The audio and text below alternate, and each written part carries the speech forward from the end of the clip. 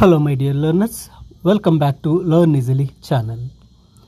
ಈ ಒಂದು ವಿಡಿಯೋದಲ್ಲಿ ನಾವು ಸ್ಟೀಫನ್ ಸ್ಪೆಂಡರ್ ಅವರ on elementary school class room in a slum ಈ ಒಂದು ಪದ್ಯದ ಕನ್ನಡದ ಒಂದು ಲೈನ್ ಬೈ ಲೈನ್ ಎಕ್ಸ್ಪ್ಲನೇಷನ್ ಹಾಗೂ ಸಮರಿಯನ್ನು ಡಿಸ್ಕಸ್ ಮಾಡೋಣ. ಇಲ್ಲಿ on elementary school class room in a slum ಒಂದು ಕೊಳಗೇರಿ ಪ್ರದೇಶ, ಅಂದರೆ ಒಂದು ಕೊಳಚೆ ಪ್ರದೇಶದ ಪ್ರಾಥಮಿಕ ಶಾಲಾ ತರಗತಿಯ ಒಂದು ಕೊಠಡಿ. ಅಂದರೆ ಇಲ್ಲಿ ಶಾಲಾ ತರಗತಿ, ಅದರ ಜೊತೆಗೆ ಆ ಒಂದು ಪ್ರಾಥಮಿಕ ಶಾಲೆಗೆ ಬರ್ತಕ್ಕಂತಹ ಪುಟ್ಟ ಮಕ್ಕಳ ಒಂದು ಪರಿಸ್ಥಿತಿ, ಆ ಮಕ್ಕಳು ಹೇಗಿದ್ದಾರೆ, ಆ ಒಂದು ಸ್ಲಮ್ ಏರಿಯಾದ ಮಕ್ಕಳ ಒಂದು ದೈಹಿಕ ಹಾಗೂ ಅವರ ಮಾನಸಿಕ, ಆ ಒಂದು ಕೊಳಚೆ ಪ್ರದೇಶದ ಶಾಲೆಯ ಕ್ಲಾಸ್ ರೂಮ್ನ ಚಿತ್ರಣವನ್ನು ಈ ಒಂದು ಪದ್ಯದ ಮೂಲಕ ತಮ್ಮ ಸಾಲುಗಳಲ್ಲಿ ವ್ಯಕ್ತಪಡಿಸ್ತಾ ಸಾಗಿದ್ದಾರೆ. ಇಲ್ಲಿ ಸ್ಟೀಫನ್ ಸ್ಪೆಂಡರ್ ಅವರು ಮೊದಲನೇ ಸಾಲುಗಳಲ್ಲಿ ಹೇಳ್ತಾರೆ, far far from gusty waves these children's faces like rootless weeds the air torn around their pallor. ಇಲ್ಲಿ ಮೊದಲ ಎರಡು ಸಾಲುಗಳಲ್ಲಿ ನೋಡಬೇಕಾದ್ರೆ ಅವರು ಫಾರ್ ಫಾರ್ ಅಂದರೆ ಬಹಳ ದೂರ ಅಂತ, ಗಸ್ಟಿ ವೇವ್ಸ್ ಅಂದಾಗ ಅಲೆಗಳು, ಇಲ್ಲಿ ಸಮೃದ್ಧದ ಒಂದು ಅಲೆಗಳು, ಉಲ್ಲಾಸದ ಅಲೆಗಳು ಅಂತ ಬರುತ್ತೆ ಗಸ್ಟಿ ವೇವ್ಸ್ ಅಂದಾಗ.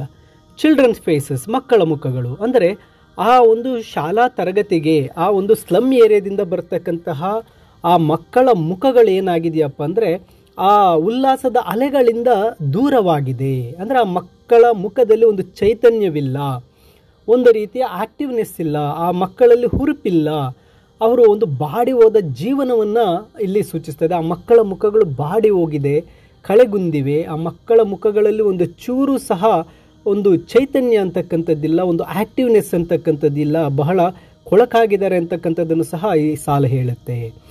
ಮತ್ತು ಆ ಮಕ್ಕಳು ಹೇಗಿದ್ದಾರೆ ಅಂದರೆ ಲೈಕ್ ರೂಟ್ಲೆಸ್ ವೀಡ್ಸ್.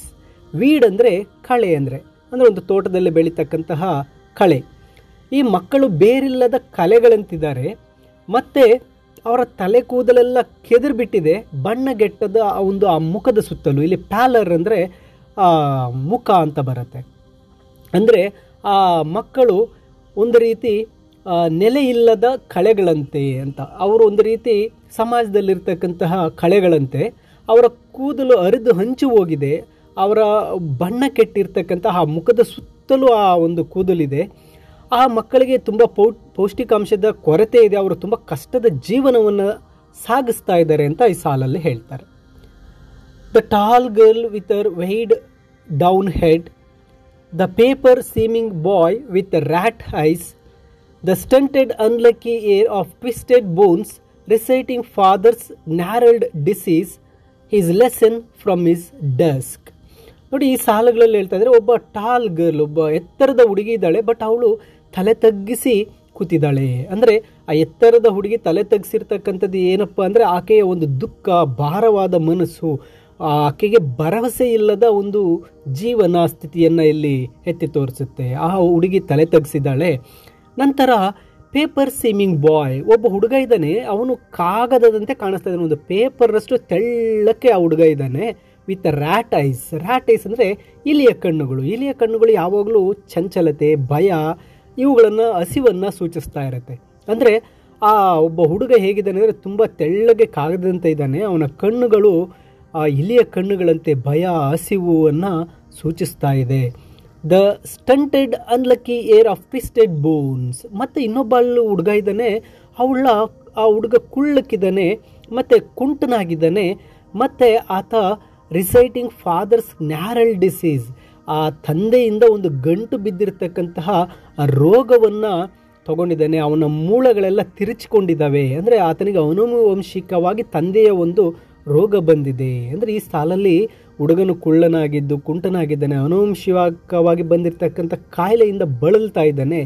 ಮತ್ತು ಅದು ಆ ಹುಡುಗನ ಬಡತನ ಮತ್ತು ಆ ರೋಗಗಳನ್ನು ಹೇಗೆ ಆ ಸ್ಲಮ್ನಲ್ಲಿರ್ತಕ್ಕಂತಹ ತಂದೆಯಿಂದ ಮಕ್ಕಳಿಗೆ ಹೇಗೆ ಆ ಒಂದು ಪೀಳಿಗೆಗಳಿಗೆ ವರ್ಗಾಯಿಸಲ್ಪಡುತ್ತೆ ಅಂತಕ್ಕಂಥದ್ದು ತೋರಿಸ್ತಾ ಇದ್ದಾರೆ. ಆದರೆ ಆ ಹುಡುಗ is lesson from his desk, ಆ ಹುಡುಗ ಕಲಿತಾ ಇದ್ದಾನೆ.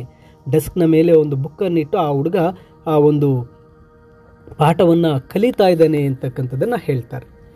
ಮುಂದಿನ ಸಾಲಲ್ಲಿ ಕವಿ ಹೇಳ್ತಾ ಇದ್ದಾರೆ, at back of the dim class one unnoted, sweet and young, his eyes live in a dream of squirrel game in tree room other than this. ಇಲ್ಲಿ ಈ ಸಾಲಲ್ಲಿ ಹೇಳ್ತಾ ಇದ್ದಾರೆ, ಅಲ್ಲಿ ಒಬ್ಬ ಹುಡುಗ ಕ್ಲಾಸ್ನ ಕೊನೆಯಲ್ಲಿ ಒಂದು ಮಂದವಾದ ಬೆಳಕಲ್ಲಿ ಕೂತಿದ್ದಾನೆ. ಅನ್ನೋಟೆಡ್, ಯಾರು ಸಹ ಅವನನ್ನು ಗಮನಿಸ್ತಾ ಇಲ್ಲ. ಆ ಹುಡುಗ ತುಂಬ ಮುಗ್ಧನಾಗಿದ್ದಾನೆ, ತುಂಬ ಮುದ್ದಾದಂತಹ ಹುಡುಗ. ತರಗತಿ ಹಿಂಭಾಗದಲ್ಲಿ ಆ ಮುಗ್ಧ ಹುಡುಗನು ಕೂತಿದ್ದಾನೆ. ಅವನ ಕಣ್ಣುಗಳಲ್ಲಿ ಒಂದು ಕನಸಿದೆ. ಅವನ ಕಣ್ಣು his eyes live in a dream. ಅವನ ಕಣ್ಣುಗಳಲ್ಲಿ ಒಂದು ಕನಸಿನಲ್ಲಿ ಆತ ಜೀವಿಸ್ತಾ ಇದ್ದಾನೆ. ಆತ ಮರಗಳ ಮೇಲೆ ಅಳಿಲುಗಳು ಆಟವನ್ನು ಆಡ್ತಾ ಇದ್ದಾನೆ. ಆ ಮರಗಳ ಮೇಲೆ ಆಡ್ತಕ್ಕಂಥ ಅಳಿಲುಗಳ ಆಟದ ಕನಸನ್ನು ಆತ ಕಾಣ್ತಾ ಇದ್ದಾನೆ. ಆತನ ತರಗತಿಯಲ್ಲಿಲ್ಲ. ಅವನ ಕಣ್ಣುಗಳು ಮರಗಳ ಮೇಲೆ ಆಡ್ತಕ್ಕಂಥ ಅಳಿಲುಗಳ ಆಟವನ್ನು ಕನಸು ಕಾಣ್ತಾ ಇದೆ. ಅವನಿಗೆ ಪ್ರಕೃತಿಯಲ್ಲಿ ತುಂಬ ಆಸಕ್ತಿಯನ್ನು ಹೊಂದಿದ್ದಾನೆ ಅಂತ ಹೇಳ್ತಾರೆ. ಇನ್ನು ಮುಂದಿನ ಸಾಲುಗಳಿಗೆ ಬಂದಾಗ, on sour cream walls donations Shakespeare's head, cloudless at dawn, civilized dom riding all cities, belled flowery, Tyrolus valley, open-handed map, awarding the world its world. ನೋಡಿ, ಇಲ್ಲಿ ಆ ತರಗತಿಯ ಒಂದು ಕಂಡೀಷನ್ ಬಗ್ಗೆ ಹೇಳ್ತಾ ಇದ್ದಾರೆ. ಆ ತರಗತಿ ಗೋಡೆಗಳ ಒಂದು ಬಣ್ಣ ತುಂಬ ಕಳಪೆಯಾಗಿದೆ. ಒಂದು ರೀತಿ ಹಳದಿ ಬಣ್ಣದ ಗೋಡೆಗಳಿದೆ. ಅವೆಲ್ಲ ಒಂದು ರೀತಿ ಡೊನೇಷನ್ನಿಂದ ಮಾಡಿರೋದು, ಯಾರೋ ದೇಣಿಗೆಯಿಂದ ಕೊಟ್ಟಿರ್ತಕ್ಕಂತಹ ದುಡ್ಡಿನಿಂದ ಆ ಒಂದು ಗೋಡೆಗಳಿಗೆ ಬಣ್ಣ ಹಚ್ಚಲಾಗಿದೆ. ಅವು ತುಂಬ ಕಳಪೆಯಾಗಿದೆ. ಮತ್ತು ಆ ದೇಣಿಗೆಗಳಿಂದ ಅಲ್ಲಿ ಇನ್ನೊಂದು ಚಿತ್ರಪಟವನ್ನು ಕೊಟ್ಟಿದ್ದಾರೆ, ಒಂದು ಚಾರ್ಟನ್ನು ಕೊಟ್ಟಿದ್ದಾರೆ. That is Shakespeare head. ಶೇಕ್ಸ್ಪಿಯರ್ಸ್ನ ತಲೆ ಇದೆ. Cloudless at dawn, civilized dome riding all cities. ಇಲ್ಲಿ ಶೇಕ್ಸ್ಪಿಯರ್ನ ಒಂದು ಚಿತ್ರ ಇದೆ. ಅದು ಜ್ಞಾನ ಮತ್ತು ಸಂಸ್ಕೃತಿಯ ಸಂಕೇತ ಆಗಿದೆ. ಆದರೆ ಆ ಮಕ್ಕಳಿಗೆ ಆ ಒಂದು ಜ್ಞಾನ ಅಂತಕ್ಕಂಥದ್ದು ದೂರದ ವಿಷಯವಾಗಿದೆ ಅಂತಕ್ಕಂಥದ್ದು ಈ ಸಾಲಗಳಲ್ಲಿ ಹೇಳ್ತಾರೆ. ಬೆಲೆಡ್ ಫ್ಲವರಿ ಟೈರೋಲಸ್ ವ್ಯಾಲಿ. ಆ ಒಂದು ಕ್ಲಾಸ್ ರೂಮಿನ ಗೋಡೆಗಳ ಮೇಲೆ ಸುಂದರವಾದ ಹೂಗಳಿಂದ ತುಂಬಿರತಕ್ಕಂತಹ ಟೈರೋಲಸ್ ಕಣಿವೆಯ ಒಂದು ಚಿತ್ರವನ್ನು ಮೂಡಿಸಲಾಗಿದೆ. ಇದು ಪ್ರಕೃತಿಯ ಸೌಂದರ್ಯವನ್ನು ಪ್ರತಿನಿಧಿಸುತ್ತೆ. ಆದರೆ ಇದು ಮಕ್ಕಳಿಗೆ ಕೇವಲ ಒಂದು ಚಿತ್ರವಾಗಿದೆ. Open handed map awarding the world it's world. ಅಲ್ಲಿ ಒಂದು ಅದ್ಭುತವಾದಂತಹ ಜಗತ್ತಿನ ನಕ್ಷೆ, ಪ್ರಪಂಚ ನಕ್ಷೆಯನ್ನು ಬಿಡಿಸಿದ್ದಾರೆ. ಆದರೆ ಆ ಮಕ್ಕಳಿಗೆ ಅದು ನಿಜವಾದ ನಕ್ಷೆ ಆಗಿಲ್ಲ. ಅವರ ಪ್ರಪಂಚವು ಆ ನಕ್ಷೆಯಲ್ಲಿಲ್ಲ. ಅವರ ಪ್ರಪಂಚವೆಲ್ಲ ಕೇವಲ ಈ ಒಂದು ಸ್ಲಮ್, ಈ ಕೊಳೆಗೇರಿ ಆಗಿದೆ, ಕೇವಲ ಈ ಒಂದು ಕೊಳೆಗೇರಿ ಆಗಿದೆ ಅಂತ ಹೇಳ್ತಾ ಇದ್ದಾರೆ. And yet for these childrens these windows not this map their world. ನೋಡಿ, ಈ ಮಕ್ಕಳಿಗೆ ಆ ನಕ್ಷೆಯಲ್ಲ, ಅವರು ಈ ಕಿಟಕಿಯಿಂದ ನೋಡುವ ಆ ಕೊಳಚೆ ಪ್ರದೇಶವೇ ಇವರ ಒಂದು ಮ್ಯಾಪ್, ಇವರ ಒಂದು ಪ್ರಪಂಚವಾಗಿದೆ. ಅದನ್ನು ಬಿಟ್ಟು ಅವರಿಗೆ ಗೋಡೆ ಮೇಲಿರ್ತಕ್ಕಂಥ ಪ್ರಪಂಚವೇ ಅಲ್ಲ ಅಂತ ಹೇಳ್ತಾ ಇದ್ದಾರೆ. ನಂತರ, where all their futures painted with a fog, a narrow street sealed with a lead sky, far far from rivers, capes and stars of worlds. ಇನ್ನು ಈ ಮಕ್ಕಳು where all their futures painted with a fog, ಅವರ ಭವಿಷ್ಯ, ಅವರ future ಅಂತಕ್ಕಂಥದ್ದು painted with fog, ಆ ಮಂಜಿನಿಂದ ಚಿತ್ರಿಸಲ್ಪಟ್ಟಿದೆ. ಮಂಜು ಅಂದಾಗ ಅದೊಂದು ರೀತಿ ಮಂದವಾದ, ಅಸ್ಪಷ್ಟವಾದದ್ದು ಅಂತ. ಅಂದರೆ ಇಲ್ಲಿ ಮಕ್ಕಳ ಒಂದು ಭವಿಷ್ಯ ಅಂತಕ್ಕಂಥದ್ದು ಅಸ್ಪಷ್ಟವಾಗಿದೆ. ಯಾವುದೇ ಭರವಸೆ ಇಲ್ಲದಂತಹ ಒಂದು ಭವಿಷ್ಯ ಅಂತಕ್ಕಂಥದ್ದು. A narrow street sealed with a lead sky. ಇಲ್ಲಿ ಅವರ ಒಂದು ಕಿರಿದಾದ ಬೀದಿ ಇದೆ. ಆ ಬೀದಿ ಒಂದು ಸೀಸದ ಬಣ್ಣದ ಆಕಾಶದಿಂದ ಮುಚ್ಚಲ್ಪಟ್ಟಿದೆ. ಅಂದರೆ ಅವರ ಪ್ರಪಂಚವು ಕೇವಲ ಒಂದು ಬೀದಿಯಾಗಿದೆ. ಆ ಸ್ಲಮ್ ಏರಿಯಾದ ಒಂದು ಬೀದಿಯಾಗಿದೆ. ಅದು ತುಂಬ ಕಿರಿದಾಗಿದೆ. ಮತ್ತು ಆ ಒಂದು ವಾತಾವರಣದಲ್ಲಿ ಯಾವುದೇ ಭರವಸೆ ಇಲ್ಲ ಅಂತಕ್ಕಂಥದ್ದು ಈ ಸಾಲಲ್ಲಿ ಹೇಳ್ತಾರೆ. Far far from rivers, capes and stars of the world. ಇಲ್ಲಿ ಅವರು ಬಹಳ ದೂರದಲ್ಲಿದ್ದಾರೆ. ಯಾವುದರಿಂದ? ರಿವರ್ಸ್, ನದಿಗಳಿಂದ, ಕೇಪ್ಸ್, ಭೂಶಿರಗಳಿಂದ, ಮತ್ತು ಆ ನಕ್ಷತ್ರಗಳಿಂದ ಅವರು ಬಹಳ ದೂರದಲ್ಲಿದ್ದಾರೆ. ಅಂದರೆ ಆ ಮಕ್ಕಳು ಅವರ ಜ್ಞಾನ, ಪ್ರಕೃತಿ ಸೌಂದರ್ಯ, ಉತ್ತಮವಾದ ಜೀವನದಿಂದ ಆ ಮಕ್ಕಳು ಬಹಳ ದೂರದಲ್ಲಿದ್ದಾರೆ. ಅವರು ತುಂಬ ಬಡತನ, ಒಂದು ಅಸಂತೋಷದಿಂದ ಅವರು ಕೂಡಿದ್ದಾರೆ. ಅವರ ಜೀವನದಲ್ಲಿ ಯಾವುದೇ ರೀತಿಯ ಒಂದು ಸೌಂದರ್ಯ, ಜ್ಞಾನ, ಒಂದು ಖುಷಿ, ಸಂತೋಷ ಅನ್ನೋದು ಇಲ್ಲ ಅಂತ ಹೇಳ್ತಾರೆ. Surely Shakespeare is wicked the map a bad example with ships and suns and love tempting them to steal for lives that slyly turn in their cramped holes. ಇಲ್ಲಿ ಅವರು ಹೇಳ್ತಾ ಇದ್ದಾರೆ, ಖಂಡಿತವಾಗಿ ಆ ಶೇಕ್ಸ್ಪಿಯರ್ ಅಂತಕ್ಕಂತಹ ಅವರು ಒಂದು ಕೆಟ್ಟದ್ದು, ಆ ನಕ್ಷೆ ಅಂತಕ್ಕಂಥದ್ದು ಒಂದು ಕೆಟ್ಟ ಉದಾಹರಣೆ.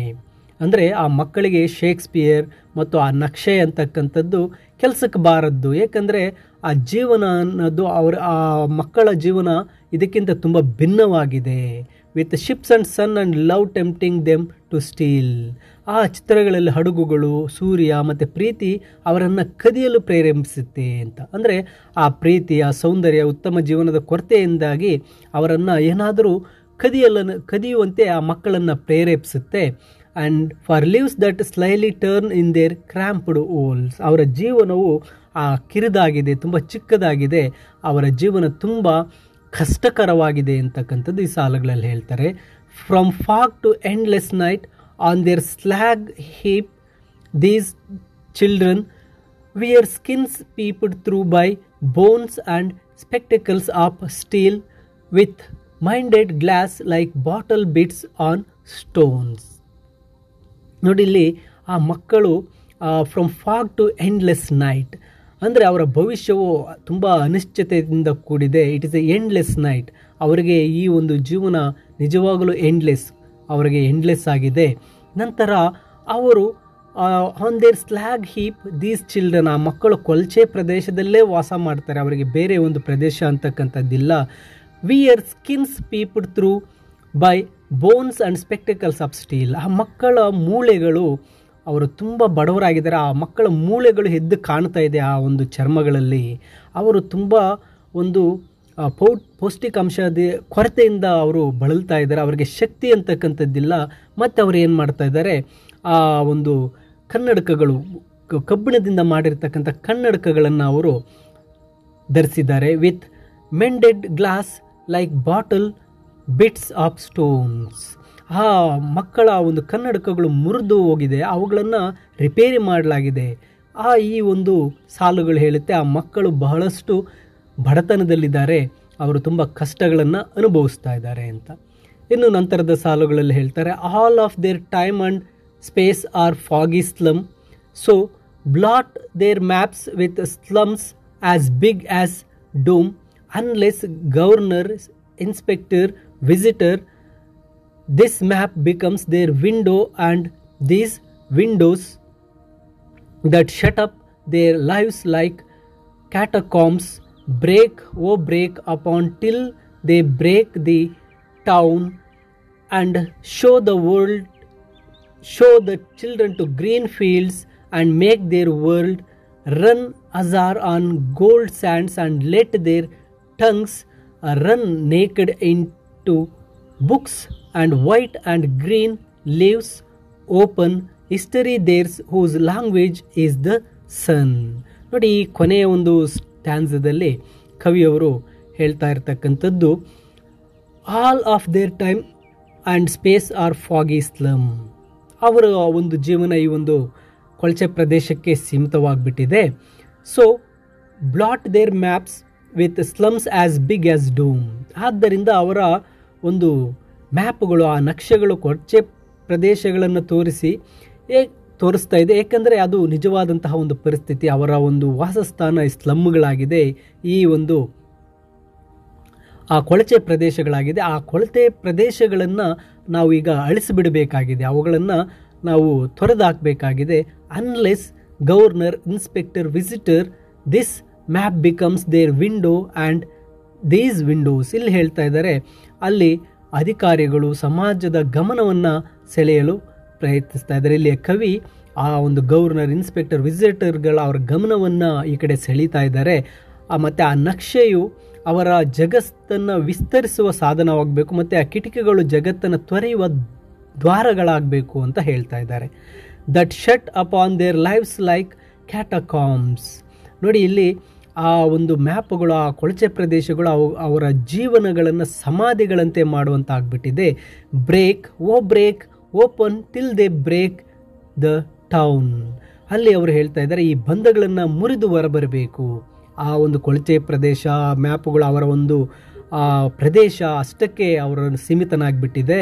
ಅವರು ಅದನ್ನು ಮುರಿದು ಹೊರಬರಬೇಕಾಗಿದೆ.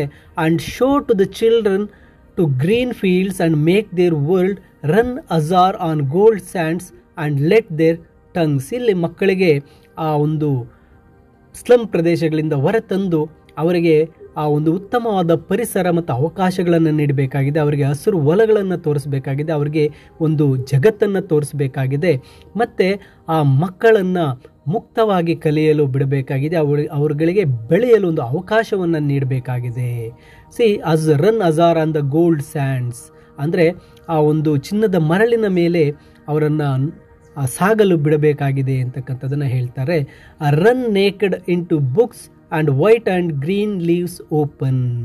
ಅವರು ಆ ಒಂದು ಮುಕ್ತವಾದ ಜ್ಞಾನವನ್ನು ಪಡೆಯೋಕ್ಕೆ ಅವರಿಗೆ ಒಂದು ಅವಕಾಶವನ್ನು ನೀಡಬೇಕು. ಅವರನ್ನು ಸ್ವತಂತ್ರರನ್ನಾಗಿ ಬಿಡಬೇಕಾಗಿದೆ.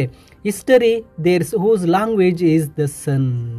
ಇಲ್ಲಿ ಆ ಒಂದು ಈ ಅವಕಾಶಗಳನ್ನು ಅವರಿಗೆ ನೀಡ್ತಾ ಇದ್ದಾಗ ಅವರು ಸೂರ್ಯನಂತೆ ಪ್ರಕಾಶಿಸ್ತಾರೆ, ಅವರೇ ಒಂದು ಇತಿಹಾಸವನ್ನು ನಿರ್ಮಿಸ್ತಾರೆ ಅಂತ ಹೇಳಿ ಈ ಒಂದು ಪದ್ಯದ ಮೂಲಕ ಕವಿಯವರಾಗಿರ್ತಕ್ಕಂತಹ ಸ್ಟೀಫನ್ ಸ್ಪೆಂಡರ್ ಅವರು ಆ ಒಂದು ಕೊಳಚೆಗೇರಿ ಪ್ರದೇಶದಲ್ಲಿ ವಾಸ ಮಾಡತಕ್ಕಂತಹ ಮಕ್ಕಳ ತರಗತಿಯ ಕ್ಲಾಸ್ ರೂಮ್ ಮತ್ತು ಆ ಮಕ್ಕಳ ಬಗ್ಗೆ ಈ ಒಂದು ಪದ್ಯದ ಮೂಲಕ ವ್ಯಕ್ತಪಡಿಸಿದ್ದಾರೆ.